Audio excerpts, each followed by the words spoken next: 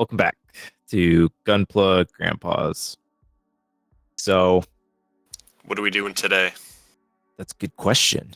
We're going to have a really cool cut screen come up here that's going to show us exactly what we're doing. And it's Ava 2 Mechagodzilla Custom. Ooh. So, Ooh. I want to say this was back in like 2017, 2019 time frame. Mm-hmm. Aoshima released a Mechagodzilla that collabed with Evangelion. Now, I didn't understand this at the time, but these were actually pre-painted kits. And I had the Aoshima kit. I've bought this Aoshima kit like 3 times now. This would be the 3rd time, but these are the other 2. Put lights in one, and then I custom painted the other one to have the Ava 1 colors. So, obviously, I needed to have the Ava 2 as well. Of course. Roar. But the Ava 2 is actually a different loadout for Mechagodzilla. So this is that version of that Mechagodzilla. It's got like a claw hand and stuff, and it definitely meets the aesthetic of the Ava 2 just by base design kind of a thing. So, but yeah, the Aoshima collab kits were actually all pre-painted. And when they first came out, I didn't understand why the price was so high. So this kit already is like it kind of close to $100, depending on where you're buying it from. Yeah, I have snagged this kit at a discount every time that I've bought it. So the first time I actually bought it, I bought it from the NPS store. So It was $50. Yeah. Nice. Good find. Exactly. And it was the one that had these little extra jet planes with it too that would carry it over. Gonna do some cool editing here. Just throw on. It's a built part and a built part. And gonna do some black voodoo magic here and make sure that these sprues undo themselves to become a plastic kit. And now we're starting to paint. I was expecting you to like throw it and for the kit just to fall down, but I guess I had too high of expectations. Yeah, I try to do a lot of fun editing stuff with that because I didn't have a lot of footage of me clipping out the parts on this one. I struggle with getting a good, I guess, like area to actually snip the parts, but this is kind of to see what the original color was, and it's like this metallic pearlescent, which doesn't look too bad. Honestly, if you just get this kit and just snip it and snap build it, it still looks good. Aoshima does a really good job of making a Mechagodzilla kit that's proportionally nice and doesn't look too bad, just straight out of the box. This was when they did...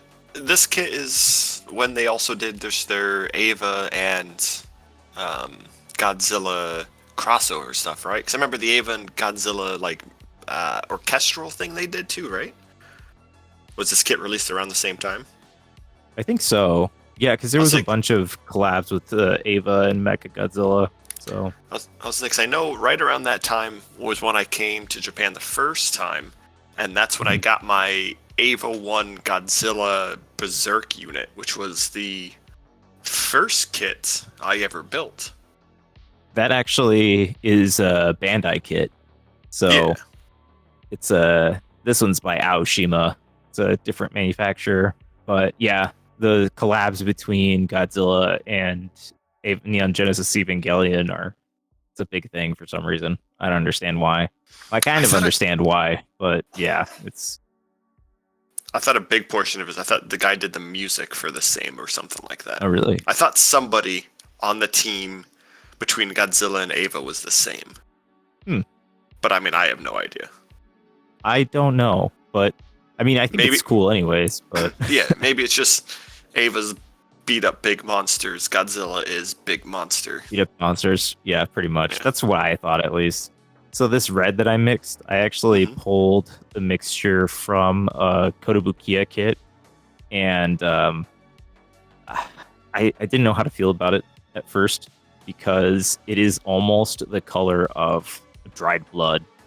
It kind of has that kind of tinge to it, and I kind of wanted it to be more of a candy red because I have another Evangelion kit that the red right out of the box has a kind of like a candy color to it.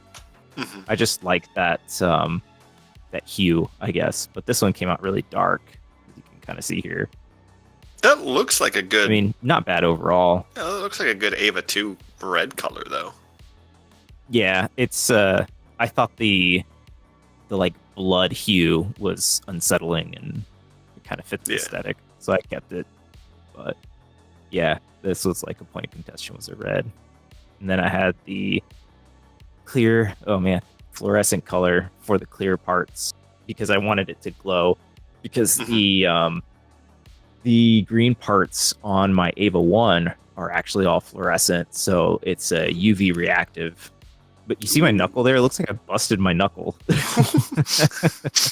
that just from the red? Yeah, it's just the paint. So it's crazy how that just looks so much just like dried blood. It's pretty crazy. But yeah, fluorescent colors are a lot of fun. I really like UV reactive stuff. It's a really it's easy to do, and it's just it's a fun touch. I know that guy on YouTube that I watch a fair amount, Barbados Rex. He came out with a line of panel line. He's been making his own paints. He's coming out with lines of paints and what have you. Oh yeah. And he's came out with a line of UV reactive panel liner. What? Yeah, and I actually really wanted to get some when he announced it back when I did the Gurren Lagann kit because I wanted to. Oh, I got something in my throat. I wanted to panel line that kit and be UV reactive, and then put a UV light in the container I had it in, so I could turn that on, and then it would glow in just the outline of the kit. And I was like, "Ooh, that'd be so cool!" But then I never bought the kit, and never bought the paint, and now I don't have the kit. That looks clean, right? That's nice. Yeah, it's fun to play around with UV lamp to make the eyes glow like that. And then this kit takes so much masking. Also, I took the time while I was doing it. I actually didn't paint this when I first did this kit, so I painted the little red chest in my Ava 1. So now it's technically complete. So lots of different colors, but this requires so much masking. So you see how that yellow and white, those are all, that's one piece. So I had to mask off all those pieces. And the thing is that like I said before, the other one is pre-painted. So this is not something that you'd have to worry about. But yeah, I had to go back in and hand paint a lot of stuff because of the color separation. When you first did that too, the horn was white. Yeah, because so it's just like you had to go in and just do the horn. Yep, spray it in orange. Yeah, basically you get that, but that actually removes. So the little horn piece actually comes off. So yeah, that one was not as bad. But stuff like this right here, huge pain in the butt. Because look how much masking I had to put on there just to get those raised pieces. Yeah, as my camera unfocuses. I'm surprised you have it. I know you mentioned it in a prior video, the masking glue. I'm just surprised you haven't done more of that, especially for something like this. I feel like I know you said it goes bad quick or what have you, but it's just if you're doing a lot on this, I feel like that might be worthwhile to be like, mask off these big things, use the glue to get real nice and close here. Yeah, so the reason I didn't is that the latex mask, right? That stuff takes a long time to cure. So basically, if I'm planning to paint something, I'll have to do that and then wait at least half an hour to get it to set, kind of a thing. And unfortunately, where I live, the weather is so freaking unpredictable, and it can go bad from 1 hour to the next hour. And I've been painting primarily outside. I just can't afford it. So I mean, once I have a spray booth inside, I will definitely start using it more because time will not be a problem. I could just do it whenever. But when I was doing these kits primarily, because this was like right before the winter, my windows to paint were so freaking small. So I had to just rapid slapdash these things. And unfortunately, you know, this was kind of one of those things where it's like I will get as much as I can to get it as nice as I can and then go from there. My main concerns were at least getting a majority of the paint on there, and then I could fix the rest by hand painting. So like these pieces right here, oh my gosh, it would have been such a good idea to use the latex mask, but there are so many panel lines for the back that like these little pieces, it just would have taken for freaking ever. So I just had to take my compromises where I could, but I think it still came out nice, like even with the hand painting, because it's just like minor cleanup. So it's little spillovers here and there. So it's not. This is something that I could afford to do that with. If this was something where it was like say for instance, it was something that covered a majority of the body, that it was like I could not get the tape to fit on those surfaces, I wouldn't have risked it. I would have just done the thing and basically waited until the next time that I could actually go out there and spray. But I'm not sure why my camera's not focusing. I don't remember these things being so unfocused when I was reviewing the footage, but yeah, do that. That is a good red color, though. I do like it. Yeah, I miraculously made enough for this whole kit. I did not run out, and I ran out at the very, very end when I was completely done with it. So I was pretty happy about the mix, because I kind of went ham with it, because I was trying to get the levels back up to a certain kind of vibrancy. And yeah, also look at the tape ball as it slowly grows. It's going to get real bad, but just so much masking that was necessary for this. Yeah, I will say it's been nice hand painting that Feract kit I have, because I just haven't been worrying about paint. I mean, about masking. I'm just like, oh yeah, I'm doing this big section. Oh no, some of the sections I want to be silver. I'll just scrape that off, and silver goes over the blue just fine. Good lord, it's like a stress ball.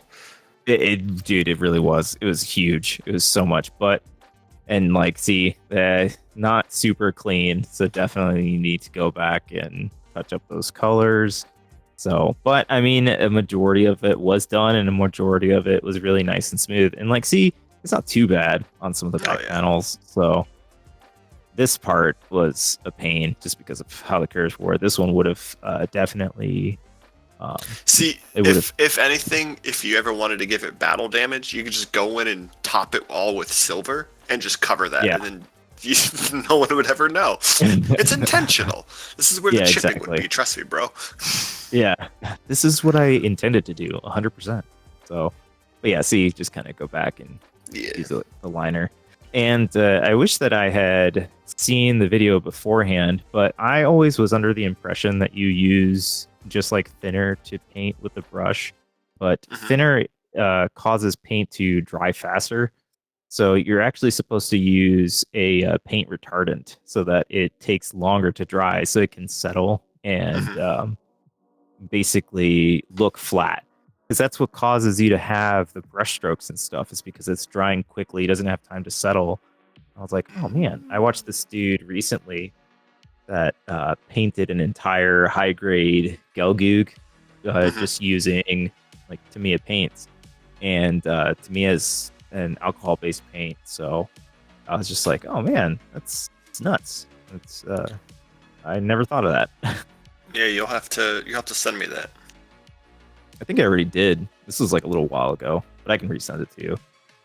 But yeah, so just patient hand painting, which honestly, you know, if I was more skilled at just doing it like this, I wouldn't mind just painting kits like this. But yeah, I think that still I would be a little impatient with something of this size specifically, because this Mechagodzilla is huge. This thing is taller than a Master Grade.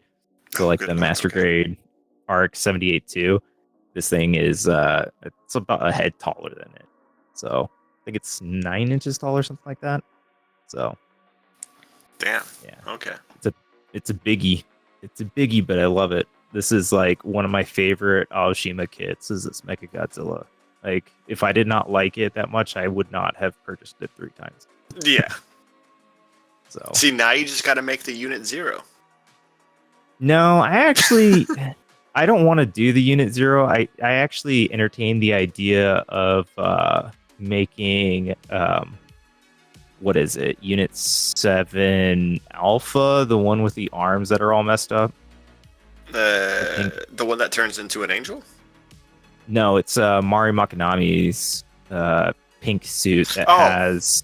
Yeah, it's in the last movie, the one that has like the straight jacket underneath it, but then it also has the arms on a ring or whatever. So I actually haven't seen the last movie yet. Okay. Yeah. Well, I watched the first 3, and then there was like, what, a 10-year gap between 3.0 and 3.0 plus 1? Just like, what? Yeah. So I know that it's out, but I just haven't seen it yet. It's, it's got some... it's interesting, for sure. And I mean, the rebuild movies are supposed to be a retelling of the whole story anyways, so... Yeah, it's a very interesting retelling for sure. I heard a thing that it's a different universe. I watched like a 2-hour long thing on the universe side of Evangelion once. But anyways, carry on. You Godzilla tempura. Ooh, that actually does look like a good piece of shrimp. Yeah, doesn't it? Yeah, that's immediately what I thought as I was painting it. But so those rubber pieces. So the cool thing about this kit actually is that it has a lot of rubber pieces to make it look like the suit, like the guy in the suit kind of a thing.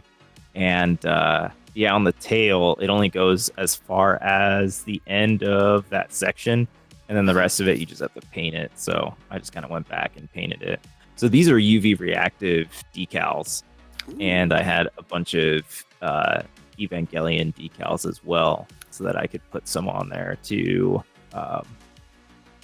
basically make up for the fact that I didn't have any actual decals that were for Unit 2, Yeah. So with that's pretty cool. Yeah, with the other one I had some really nice water slides for Unit 1 that I just never used, but this one I was like, okay, well, I've got another decal sheet that I can use here. And I really went to town with these UV reactive decals. I just put them like all over the freaking place because this one had a lot less areas to be UV reactive. If I could have, like, I don't know, mixed some UV reactive paint with the yellow, I think that would have been a better decision than what I did. But I just had a Ava yellow that I bought over in Yellow Submarine. And it was like a specialty paint that was like, yep, this is exactly Evangelion's yellow. This is the yellow that they use, so you don't have to like guess the paints or anything. I also put little X's behind the eyes. That's just a fun Easter egg for me. But yeah. So I think it would have been better if I had just mixed some UV reactive paint in the yellow, and that way it could have reacted a little bit. But now it has just a bunch of little dots and danger symbols and stuff that will light up. So I'm still happy with it. I think they're pretty cool. So. You say that, but I saw one underneath the thing. Yeah. At least with since you have the overhead. Oh, I can kind of see them. I'm sure if the light wasn't on in your video, I could see them better. But yeah, I'm gonna do one without the lights on here in a second. But I was just kind of trying to get a good scope of where they were at first, and then here we go. See, so they'll kind of pop up. Yeah. Okay. But yeah, I don't have, unfortunately, a good big like black light or a UV lamp or anything like that. I just have the little handheld one that I use to cure resin. So I had to keep just turning it off and on. Oh, that's the end of the video. That's it. Well, that one was really good. I'm gonna give that one, I think, another 9 out of 10. 9 out of 10. I'm gonna have to put the little swirly decal on there. Yeah. So that was very impressive. Well, thank you. When are you gonna make something? What are you gonna do? So I've actually been making things, but just no painting. So Excuses. I will once I finish hand painting my Fair Act, which will be one more club away, I can make a little reel of it at least. All right. But Sounds hopefully I'll start getting Let's see- paintings in the next couple months. It's the end of the episode. Bye.